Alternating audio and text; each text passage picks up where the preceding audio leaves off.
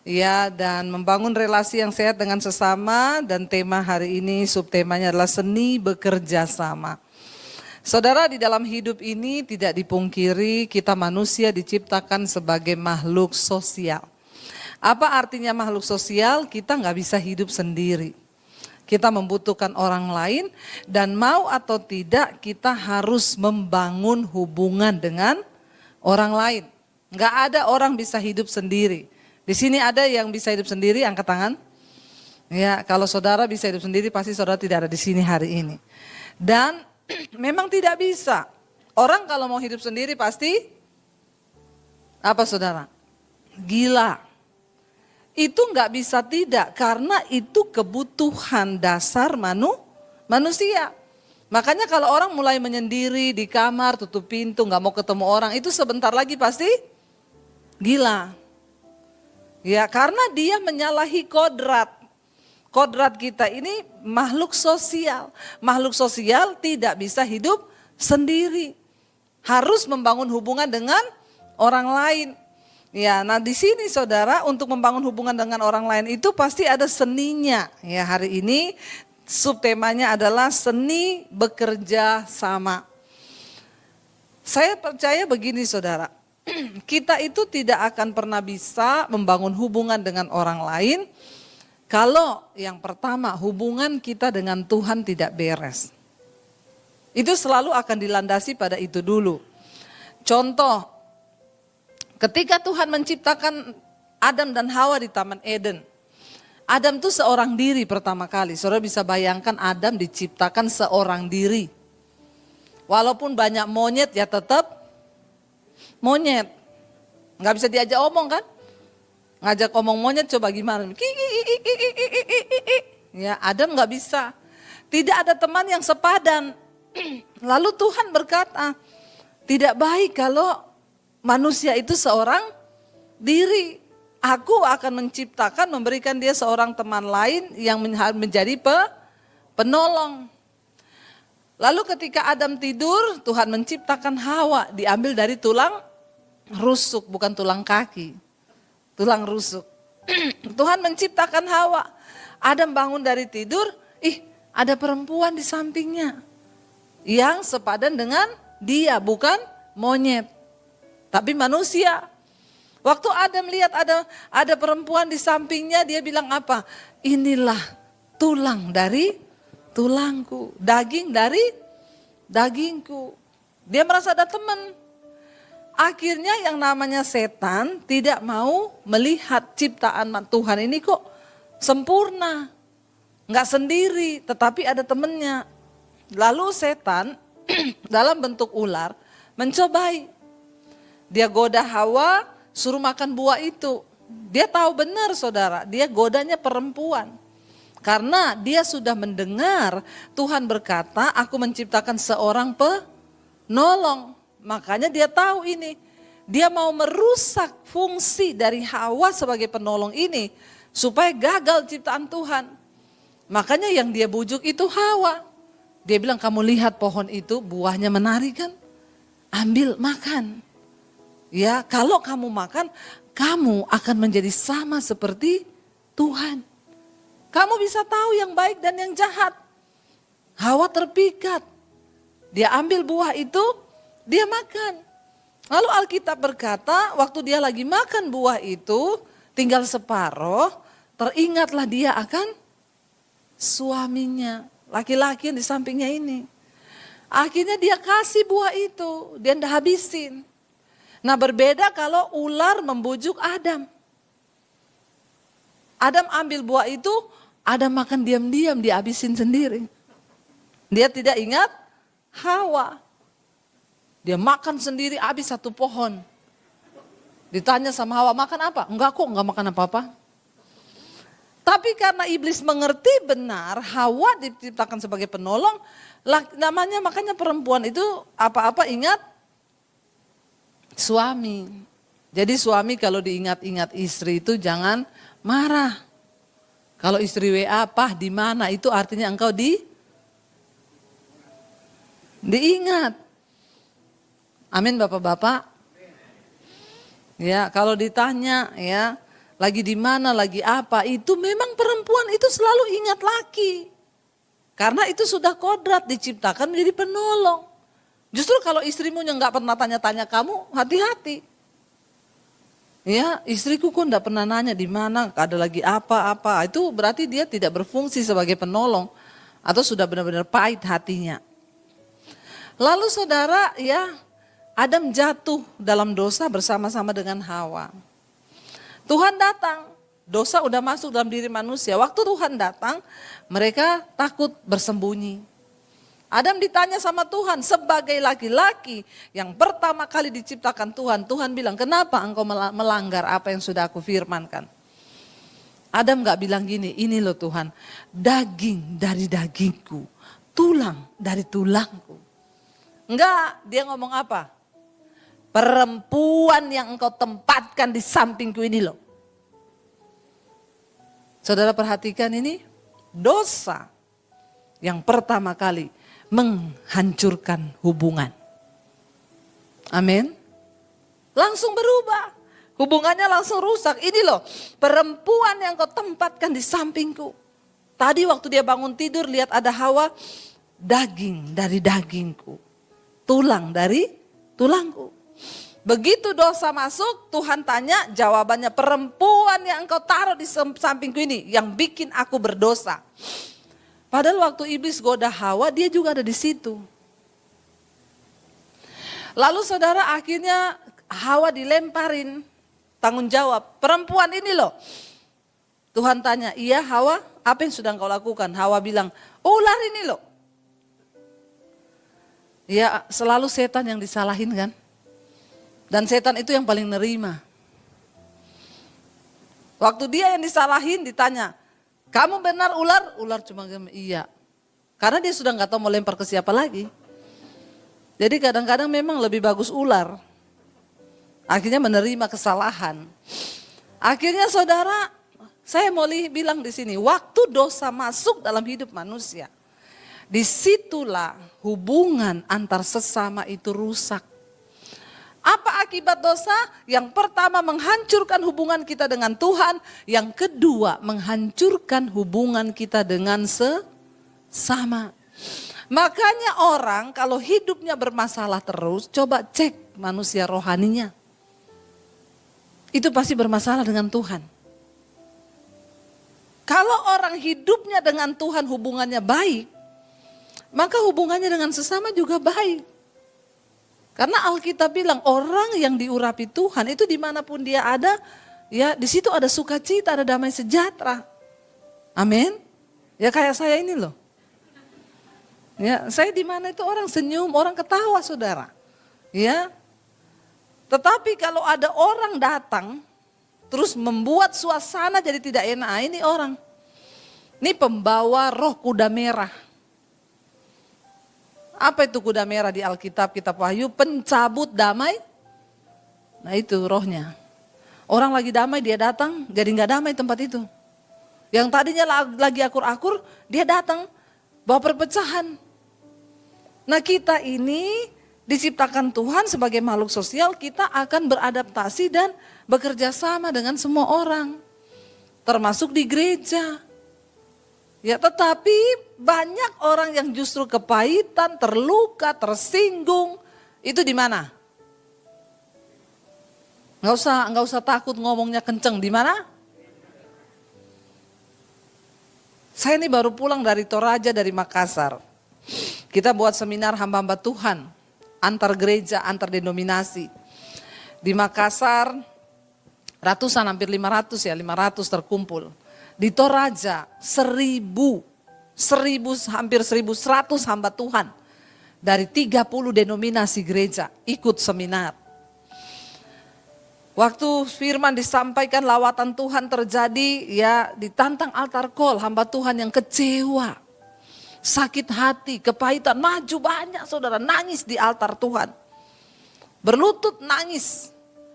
Ya, jadi saya sampaikan, kita nggak mungkin bisa melayani jemaat kalau kita sendiri terluka. Kita nggak mungkin bisa melayani orang lain kalau kita sendiri masih kepahitan. Ya, maju saudara, ya puji Tuhan. Ya, sekarang saya banyak pelayanan dengan beberapa orang yang terbeban. Kami akan lakukan ini di berbagai kota di Indonesia. Ya, kita turun ke desa-desa, bukan hanya turun tapi kita juga memberkati pendeta-pendeta di desa, saudara. Ya, pelayanan begini tuh nggak cari untung, nggak cari PK, keluar tenaga, waktu, keluar uang. Tetapi saya merasa inilah hati Tuhan. Makanya orang tanya, ibu nggak buka gereja? Enggak, sudah banyak gereja di Jakarta. Kalau saya buka gereja nanti saya tambah musuh. Iya Pak, iya. Kok semangat sekali ngomongnya? Kok saudara tahu kalau saya buka gereja dia tambah musuh? Saya nggak mau tambah musuh. Ya, saya begini jadi tambah teman. Semua gembala jadi teman saya. Ya, Tuhan lagi mencari orang-orang yang mau menjadi pendamai karena sudah terlalu banyak perpecahan di antara gereja. Bagaimana kita bisa berdiri di tengah bangsa ini kalau gereja saja sudah terluka, sudah banyak kepahitan. Ya, saya bilang sudah banyak gereja. Saya menemukan panggilan saya dengan suami sekarang seperti ini. Kami keliling, saudara. Ya, memberkati pendeta-pendeta di desa. Ya, nanti besok minggu depan saya harus ke Semarang lihat satu tempat untuk bikin sekolah misi. Masih bergumul beberapa tempat lagi kami gumuli. Ya, bikin sekolah misi 6 bulan orang-orang dari desa disekolahin. Setelah itu dia harus pulang ke desanya, membangun pelayanan di sana, membuka gereja. Kenapa? Karena Indonesia ini banyak sudah dihijaukan. Tapi orang Kristen gak mau peduli, tidak mau melihat itu. Kita harus berdoa untuk bangsa Indonesia ini dipulihkan, dilawat, dimenangkan bagi Kristus. Ternyata pendeta yang terluka juga banyak. Ya, dan memang saudara, yang paling banyak merusak pelayanan diakui atau tidak itu terkait dengan hubungan antara sesama. Ya, dan ini terjadi. Saya percaya dan saya sangat melihat ini bahwa benar ketika seseorang itu terus bermasalah dengan hubungannya dengan sesama, itu pasti hubungannya dengan Tuhan belum beres, belum pulih. Makanya sangat penting kita semua membangun hubungan pribadi kita dengan Tuhan. Kalau hubungan pribadi kita dengan Tuhan itu beres, kita menjadi dewasa dalam iman tuh enak saudara, enggak mudah tersinggung. Tidak mudah kecewa. Ya, saya dulu pernah saudara di dalam pelayanan ada teman gereja itu nggak tahu. Apa ya, orang bilang mood-moodan ya. Kalau lagi mood senyum, kalau nggak mood marah. Sementara kita tuh nggak tahu salah apa. Kemarin dia tertawa, baru tadi pagi telepon ketawa, di gereja udah buang muka. Kan kita ketemu orang begini rempong ya. Tapi kalau kita sudah dewasa rohani, ya saya datang ke gereja dia jadi asir. Yang lain disalamin, saya enggak. Orang datang shalom, shalom begitu saya. Kalau saya juga sakit jiwa, ini kan orang sakit jiwa namanya. Di dalam jiwa itu ada pikiran, perasaan dan kehendak. Kalau perasaanmu terluka, engkau sakit jiwa itu namanya saudara. Sakit jiwa itu bukan cuma orang lari-lari di jalan ya. Anda tersinggung, bentar-bentar marah itu sakit jiwa. Tapi stadiumnya masih awal. Jadi harus dideteksi dini. Benar, itu sakit jiwa. Kan di dalam jiwa pikiran, perasaan dan kehendak. Waktu perasaan terluka berbuah kepada pikiran, akhirnya kehendak. Orang datang dia gak mau salaman. Ya karena saya sudah sembuh jiwa saya gak sakit. Kalau saya sakit, peduli amat lu, emang siapa lu? Saya gak mau sapa juga. Ya karena saya sudah sembuh jiwa saya, dia buang muka, saya datangin, saya ambil tangannya. Shalom, kenapa buang muka? Enak kan saudara? Amin. Ya udah kayak begitu saja. Jadi kita itu hubungannya dengan sesama tuh enak. Apalagi kalau hubungan kita dengan Tuhan itu rusak, hubungan suami istri juga pasti rusak. Pasti. Kalau ada yang belum beres, ya saya ingat kemarin waktu saya baru pertama kali menikah ya, saya terikat dengan kepahitan, saudara sudah melihat khotbah saya, kesaksian saya yang judulnya Aku Masih Terluka. Ya sudah pelayanan tetapi aku masih terluka. Ya luka itu saya rawat baik-baik. Saya balut di dalam hati saya. Sehingga apa dikit saya tersinggung karena ada luka. Orang itu kalau luka, Ya orang mau sentuh begini, dia sudah takut duluan. Padahal tidak ada maksud apa-apa, tapi dia sudah sensi. Ciri-ciri orang luka batin, apa-apa dikit tersinggung, apa dikit marah, apa dikit kecewa. Kemarin saya pelayanan di Makassar, Toraja, ada jemaat yang datang, Bu Debi, kenapa? Saya mau minta maaf sama ibu, kenapa? Saya kepahitan loh sama ibu. Terus saya bilang gini, kamu kepahitan sama saya? Saya tuh enggak kenal kamu loh. Ajaib gak saudara? Ada orang kepahitan, kita enggak kenal dia loh. Bisa kepahitan loh. Ini orang berarti kan, aduh sakit jiwa enggak? Kecuali saya sudah pernah omong-omong terus saya menyakiti dia lewat perkataan saya, dia kepahitan ya boleh lah ya. Saya bilang gini, Bu saya enggak kenal ibu kenapa kepahitan sama saya, bodoh ibu. Rugi ibu, saya enggak tahu ibu pahitin saya tambah manis. Iya enggak saudara? Rugi kita ini kepahitan. Terus saya bilang, ibu kenapa kepahitan sama saya? Saya kirim kesaksian sama ibu tidak pernah dibaca. Saya bilang ini kesaksian WA yang masuk di saya hampir 30.000 sekarang. Ibu tolong kasih tahu sama saya bagaimana saya bisa baca kesaksiannya ibu itu. Yang dibaca setiap malam itu hanya satu kesaksian. Lah ini yang masuk WA 30.000. Saya terbatas, saya manusia. Ada lagi yang aneh, Bu, WA saya kenapa gak dibaca-baca? Oh ibu cuma pilih-pilih yang orang kaya ya? Terus saya bilang, bagaimana saya tahu orang yang WA ini kaya atau miskin? Kecuali dia bunyi, kaya, ya, miskin, kin. Lah ya WA yang masuk semua WA. Saya nggak tahu orangnya kaya atau miskin. Wong kadang gambarnya cuma Raja Wali, ada yang gambarnya cuma gunung. Bagaimana saya bisa lihat orangnya itu kaya atau miskin, kecuali ada yang foto di Mercy. Saya bilang please deh. Tapi ya begitulah banyak orang sakit jiwa. Itu yang berhubungan tidak dua arah loh. Dia cuma kirim WA, saya nggak baca, belum baca di kesaksian. Bisa kepahitan sama saya. Saya nggak nonton khotbah ibu lagi dari situ. Astaga, saya bilang ibu yang rugi. Iya Bu, tapi setelah saya pikir-pikir betul juga ya Bu, itu yang masuk ribuan ya. Baru mikir kamu. Iya saya pikir-pikir iya, akhirnya sekarang saya dengerin ibu lagi.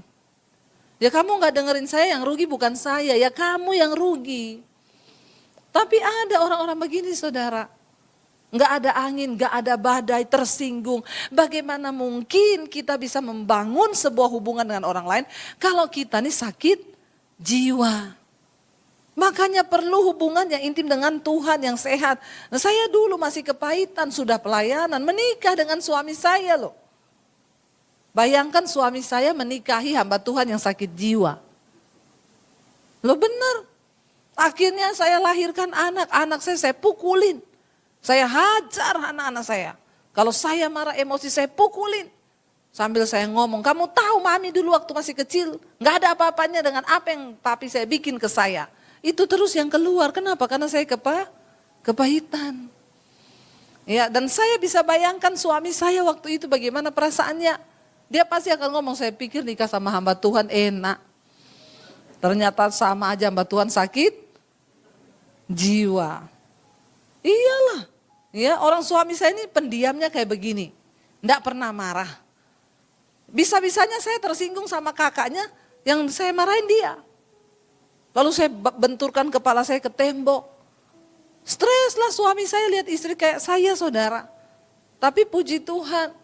Ya Tuhan tahu. Lalu Tuhan sembuhkan saya. Suami saya layani saya doa pelepasan. Ya dilayani. Jangan ibu-ibu nanti minta ke suami saya pelepasan ya. Minta suamimu sendiri. Ya, lalu akhirnya saya dipulihkan. Waktu dipulihkan berubah semua. Hubungan saya dengan anak, saya nggak pernah lagi pukul anak. Ya, saya nggak jadi orang yang tersinggungan. Kenapa orang bisa di dalam hubungan bermasalah, di gereja bermasalah? Karena hatimu dengan Tuhan, rohmu belum dihidupkan kembali. Dan masih terlalu banyak orang Kristen yang hidup saudara masih membawa sampah di dalam dirinya. Itu yang menyebabkan kita ini seringkali gagal dalam membangun sebuah hubungan. Saya pengen kita baca Efesus 4 ayat 1 sampai 7. Ini ayat yang diberikan dari gereja. Efesus pasal yang keempat ya. Ayat yang pertama sampai ayat yang ketujuh. Firman Tuhan berkata, sebab itu aku apa? Menasehatkan kamu. Aku orang yang dipenjarakan karena Tuhan. Supaya hidupmu sebagai apa? Orang-orang yang telah dipanggil berpadanan dengan panggilan itu. Ayat 2, hendaklah kamu selalu rendah hati, lemah lembut, dan sabar. Tunjukkanlah kasihmu dalam hal saling, stop dulu di situ ayat ini. Saudara, bagaimana supaya kita memiliki hubungan yang sehat dengan sesama dan memiliki di dalam seni bekerja sama dengan orang lain? Yang pertama dikatakan, hendaklah kamu selalu apa? Rendah hati. Ya, rendah hati itu apa saudara? Ya, enggak usah merasa orang yang paling penting. Ya, aku ini belum tahu siapa aku. Ya, enggak usah. Rendah hati aja tuh enak kok. Hidup rendah hati itu paling enak. Makanya orang-orang itu ngomong undang pelayanan Bu Debi itu enak ya, enak. Ya, apalagi saya kalau ke Surabaya, Bu mau makan di mana? Saya sudah makan. Ya, mau dijemput apa nggak usah, nanti saya datang sendiri di hotel. Mereka sampai ngomong enak ya, mau naik pesawatnya apa Bu? Nggak usah Garuda, Batik aja cukup. Toh sama-sama juga nyampe. Mau Garuda, mau Batik. Ya, tetapi banyak orang itu merasa dirinya itu terlalu berarti. Sehingga kesombongan. Ya, orang-orang sombong di dalam pelayanan akan menghancurkan saudara. Ya, sifat kesombongan itu yang akan membuat hubungan kita dengan sesama juga rusak. Makanya Alkitab berkata, Tuhan menentang orang yang sombong. Tetapi Tuhan mengasihani orang yang rendah hati. Enggak usah sombong, ya. Apalagi ya ada orang bilang kan orang kaya ya sombong biasalah.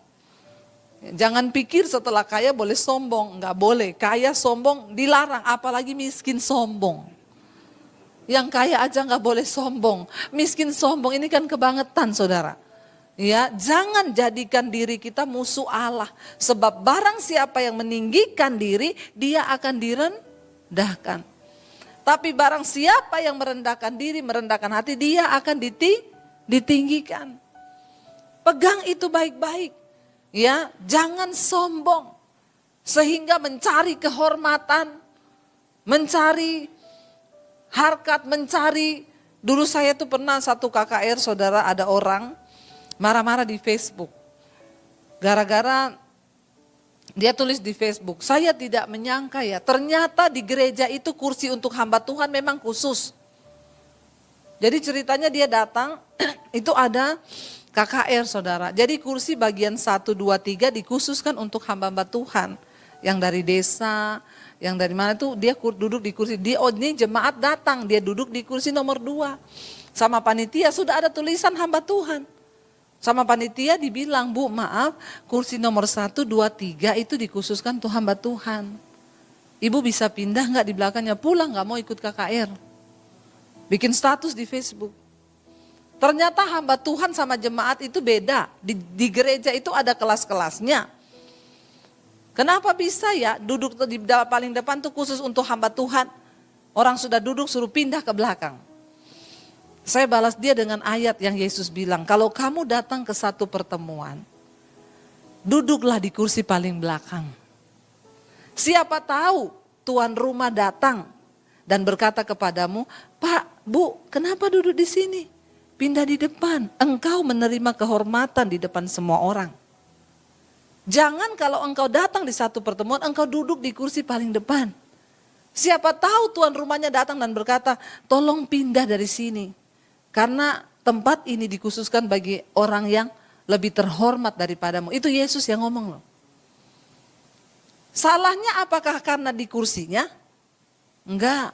Salahnya pada kita sendiri kan. Makanya kalau datang belum ada dikenal, enggak usah langsung duduk di depan. Ini bicara tentang sikap hati, kecuali di sini kan tidak ada tulisannya hamba Tuhan toh. Kalau saudara juga mau duduk di kursi saya silakan. Nanti saudara gantiin saya khotbah. Kalau mau, saya kasih saudara. Ya. Jadi saudara, ini hidup ini kan makanya dikatakan rendah hati. Saya pernah diundang ke gereja, itu orangnya belum tahu muka saya, waktu itu belum zaman ada YouTube. Kalau sekarang muka saya diketahui semua orang kan, malah susah mau sembunyi sekarang. Biar di toilet orang minta foto. Rempong juga loh saudara. Ya, dulu saya tuh datang nggak ada yang sapa, nggak ada yang nyambut. Saya duduk paling belakang. Udah puji-pujian, panitianya bingung. Telepon saya, Bu Debbie maaf ya ini sudah puji-pujian, ibu di mana? Saya bilang di belakang. Siapa suruh panitia nggak ada yang kenali muka saya. Waktu itu belum pakai masker lagi. Memang saya tidak terkenal. Ya tidak usah salahkan. Ngapain dimarah? Saya ini pembicara, kok nggak disambut, kok nggak disapa? Ya saya duduk paling belakang. Saya bilang biarin aja panitianya, bentar lagi juga bingung. Ya lalu telepon bener, Bu ibu di mana ya? Ini sudah pujian. Saya sudah datang dari tadi, di mana? Di belakang. Bingung mereka nyari-nyari. Iya Bu Debbie duduk di depan Bu. Ya, jadi saudara kerendahan hati itu enak kita. Walaupun juga mungkin kita direndahkan, enggak apa-apa terima aja, bersyukur. Waktu engkau direndahkan maka engkau akan ditinggikan Tuhan. Tapi orang yang merendahkan, meninggikan diri akan direndahkan. Pegang ini dalam hubungan, dalam seni kita membangun hubungan dengan orang lain. Ya enggak apa-apa rendah hati aja, Tuhan melihat hatimu. Lalu yang berikutnya tadi dikatakan apa? Ya biarlah kita memiliki kerendahan hati, selalu rendah hati. Yang kedua lemah lembut. Lemah lembut itu bukan kayak orang Solo ya. Jangan di pikiran saudara itu lemah lembut itu berarti orang datang, Shalom ibu, apa kabar? Itu lebay. Lemah lembut itu bicara tentang sikap hati.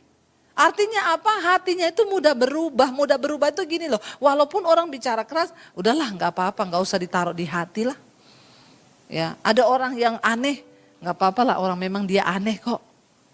Jangan disimpan di hati. Hatinya itu lemah lembut, mudah bertobat. Itu artinya saudara, lemah lembut itu mudah bertobat. Karena tidak semua orang yang omongannya halus itu hatinya juga halus. Ya, kalau kayak saya ini syarat masuk surga harus lemah lembut. Wah saya udah nggak masuk surga duluan kalau yang shalom. Ya, saya aja kadang ketemu orang, apa kabar? Nggak ada lembut-lembutnya, memang orang Sulawesi. Ya makanya saya kadang stres, suami saya bilang, saya belajar ngomongin sing halus kayak wong Jowo. Saya bilang nggak bisa. Kamu ingat-ingat ngomong yang halus itu nadanya di belakang turunin. Lah saya ini kalau ngomong nada belakangnya naik. Bagaimana caranya saudara? Dia bilang pokoknya itu aja. Jadi kamu ingat-ingat. Kalau mau ngomong halus itu belakang turunin. Saya kan kalau ngomong, bagaimana kabar? Suruh belakang turunin. Jadi kadang-kadang saya belajar juga mempraktekkan. Kalau ajak suami saya, ayo kita pergi. Makan. Ya. Jadi bagaimana kamu? Sudah. Stres saudara, stres. Ya namanya stres mau belajar lemah lembut itu. Ya tetapi yang dimaksud lemah lembut. Itu bukan soal omongan tok lemah lembut. Tapi sikap hati. Walaupun orang bikin kita marah, bikin kita apa. Sudahlah anggaplah ya sudah. Hatinya itu mudah bertobat tuh lemah lembut. Kalau saudara menjadi orang rendah hati, lemah lembut. Maka hubunganmu dengan sesama. Enak kita nih banyak teman. Dan saudara pasti disukai. Ketimbang disinggung sedikit sudah terluka, udah. Kita bikin yang enak-enak aja lah. Ya ada orang, Bu, dia ulang tahun loh. Saya kok enggak diundang ya. Bisa terluka loh saudara. Saya bilang, nggak usah ditaruh di hati ya. Mungkin dia juga cuma undang keluarga atau orang dekat. Coba segala sesuatu tuh dibikin positif. Orang yang hatinya lemah lembut tuh apa-apa tuh dibikin positif. Tapi kalau semua kita jadikan negatif ya sudah sakit jiwa saudara. Dan orang yang sakit jiwa itu mudah terluka akhirnya nggak ada orang mau temenan. Ya nggak ada orang mau temenan sama orang yang suka terluka. Apa-apa dikit tersinggung, apa dikit nangis, apa dikit marah. Ngapain saudara ya? Lalu dikatakan lemah lembut dan sabar. Ya, sabar. Ya, sabar. Sabar itu panjang dan lama. Ya, itulah namanya sabar. Ya, sabar itu suami saya ini orangnya sabar. Sampai kalau marah itu ngomong, "Say, aku boleh marah?" Ini luar biasa saudara sabarnya itu ya. Ngomong, "Say, aku boleh marah enggak?" Saya bilang, "Marah-marah aja, enggak usah permisi. Mau marah aja permisi, aku mau marah." Ya, sabar. Memang mungkin kalau sabar tuh kita banyak belajar dari orang Solo lah, orang Jawa. Ya, itu sabar memang. Kakinya diinjak, gimana? "Mas, kaki masnya di atas kaki saya." Ya, itu kalau orang Solo. Kalau orang Sulawesi kakinya diinjak, kaki masih dipakai, minggir. Nah, itu orang Sulawesi. Ya, tapi orang Solo begitu, "Mas, maaf ya, kaki masnya di atas kaki saya." Sabar, Tuhan suruh kita nih sabar. Kenapa bisa ada orang saudara terjadi pembunuhan, ya seperti yang kita lagi viral. Tadinya awalnya marah, tersinggung, akhirnya menyiksa. Ini sangat keji ya, sampai tangannya dipatah, ya tubuhnya dilukai, sampai akhirnya ditembak mati. Kenapa? Ya itu karena tidak ada kesabaran. Meledak-ledak, akhirnya iblis masuk di dalamnya. Orang itu kalau nggak sabar biasanya langsung dikuasai iblis. Berusaha, kalau kita dengar sesuatu, kita dapat sesuatu, tarik napas dulu. Buang dari mulut. Iya, atur adrenalinmu. Dengar kabar apa-apa, jantung berdegap. Nah, ini tanda-tanda orang gak sabar. Ya, dalam segala hal itu harus sabar. Memutuskan sesuatu sabar. Berdoa dulu. Jangan terburu-buru. Suami istri harus menjadi mitra di dalam membangun hubungan sama-sama. Ya, kalau kita sabar, ya dan dikatakan di sana, tunjukkanlah kasihmu dalam hal saling membantu. Kalau kita ini jadi orang yang suka menolong orang lain, kira-kira orang seneng gak saudara? Seneng, tapi enggak usah ada pamrih. Ditolong biar orang terima kasih atau cari nama. Kalau saudara nolong aja. Enggak usah pengen orang terima kasih ya, apalagi diumumkan di Facebook. Enggak usah. Kita ya udah bantu-bantu aja selesai, nanti Tuhan yang balas. Ayat yang ketiga berkata, dan apa? Berusahalah memelihara kesatuan roh oleh ikatan damai sejahtera. Siapa yang usaha? Kita. Memang untuk membangun hubungan dengan sesama itu harus ada usaha dari kita untuk memelihara kesatuan. Jangan dihancurkan kesatuan itu. Di dalam satu grup, enggak usah bisik-bisik. Ini roh pemecah belah. Kalau saudara enggak suka dengan si A, datangi si A. Kamu tahu enggak kita ini gini. Ya, terus saya tuh nggak suka dengan cara kamu gini-gini, tapi kita sama-sama maju ya, doa yuk. Daripada saudara nggak suka sama si A, saudara mengkamiri B, C, D, E, F, G, H, I, J. Ini orang yang tidak memelihara kesatuan. Ya, terus mari kita memelihara dengan apa menjaga kesatuan? Ikatan damai sejahtera. Kenapa kita harus jaga damai sejahtera? Karena damai sejahtera itu produk kerajaan Allah. Orang yang hidup dalam damai sejahtera. Ini tepuk tangannya kok kurang sponsor gitu ya. Saudara, ya iblis boleh merampas semuanya dari hidup kita. Selama masih ada damai sejahtera, engkau adalah pemenang. Bahkan lebih daripada pemenang. Apa yang dicari dunia hari-hari ini? Damai sejahtera. Apalagi engkau suami istri setiap hari gandengan tangan. Kita berdoa dalam nama Yesus, kita jaga damai sejahtera dalam rumah tangga kita. Setan tidak bisa memecah belah kita. Begitu saudara, gandeng tangan setiap hari berpelukan suami istri. Amin Bapak Ibu. Ini aminnya aku tidak rela ya. Saya sama suami, ya setiap hari kami berpelukan, kadang 1, 2, 3 kali. Ya berpelukan saudara, berpelukan aja. Tuhan terima kasih buat suami, buat istriku. Enggak apa-apa berpelukan, itu kita menjaga damai sejahtera dalam hidup kita. Supaya enggak mudah pecah, enggak mudah berantem.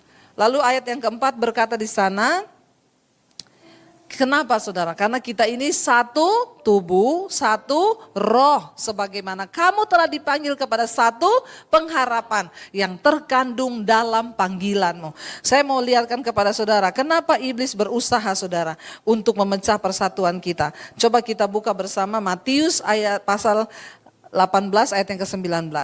Matius pasal 18 ayat ke-19 ini loh. Makanya iblis tidak mau kita bersatu di gereja, di rumah, di keluarga. Baca bersama. Dan lagi aku berkata kepadamu, jika dua orang daripadamu di dunia ini sepakat meminta apapun juga, permintaan mereka itu akan dikabulkan oleh Bapakku yang di sorga. Sepakat artinya bersatu. Dua orang bersatu, sepakat, hidup beriringan, hidup berdampingan, tanpa pecah belah, tanpa pertikaian. Engkau berdoa meminta apapun, Tuhan bilang pasti akan dikabulkan oleh Bapa. Suami istri, maukah doamu dikabulkan? Hidup sepakat bersama. Jangan banyak berantem. Ini Alkitab yang ngomong. Saya sudah buktikan. Waktu saya dan suami bersepakat, kita minta apa, itu Tuhan beri. Katakan amin. Ayo, ya kenapa? Marah, pertikaian, berantem, menghalangi berkat Tuhan turun atas hidupmu. Saya kemarin ketemu pengusaha di Makassar, luar biasa. Saya bilang, Pak, apa tips Bapak diberkati? Punya mall, punya supermarket 14. Satu mall aja pegawainya itu 1.000 lebih. Ya, saya tanya, apa kunci Bapak diberkati? Setiap hari saya cium istri, saya peluk istri, Bu. Karena Alkitab berkata, waktu suami itu peluk istri, sayang istri, doamu tidak terhalang. Bapak-bapak bilang amin yang kenceng. Enggak usah marah. Biasa aja. Ya, ketika engkau sayang istri, peluk istri, cium istri tiap hari, Tuhan bilang, maka doamu tidak terhalang. Apa yang membuat doamu terhalang? Yaitu marah-marah, berantem, benci, apalagi sama istri. Nggak sayang istri, ya udah doamu nggak dijawab. Jadi bapak-bapak dan ibu-ibu saya berdoa supaya kita punya jiwa yang sehat, kita membangun hubungan yang sehat, supaya hidup rumah tangga kita juga sehat dan diberkati Tuhan. Mari kita bangkit berdiri bersama, kita berdoa. Terima kasih Tuhan. Kami mengucap syukur karena kami tahu kami dipanggil untuk hidup dalam damai sejahtera, untuk hidup di dalam panggilan kami. Firman Tuhan berkata biar kami rendah hati, biar kami sungguh-sungguh menjaga damai sejahtera, kami sungguh-sungguh belajar menghormati orang lain, kami sungguh-sungguh belajar menaruh harapan-harapan kami hanya kepada Tuhan dan bukan kepada manusia, supaya kami melihat perkenanan Tuhan turun atas hidup kami. Berkati setiap rumah tangga, berkati setiap kami Bapa. Kami berdoa hubungan-hubungan kami yang kami bangun menjadi hubungan yang sehat dan memuliakan Bapa di sorga. Di dalam nama Tuhan Yesus kami berdoa mengucap syukur, sama-sama katakan amin.